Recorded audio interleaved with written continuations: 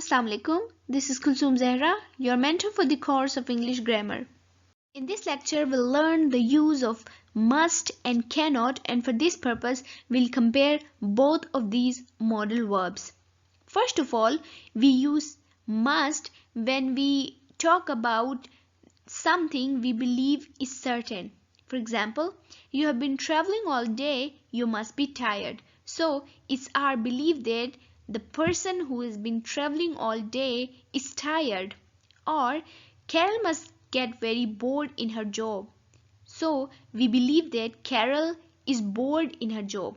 While cannot is used when we believe that something is not possible, as you have just had lunch, you cannot be hungry already, as we cannot believe that someone can be hungry because he had just had his lunch.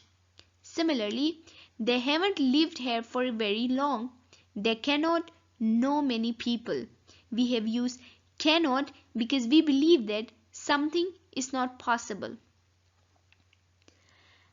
We use must and cannot as with subjects we use must plus be plus verb, or we use cannot directly with do, get, know, etc. or other verbs.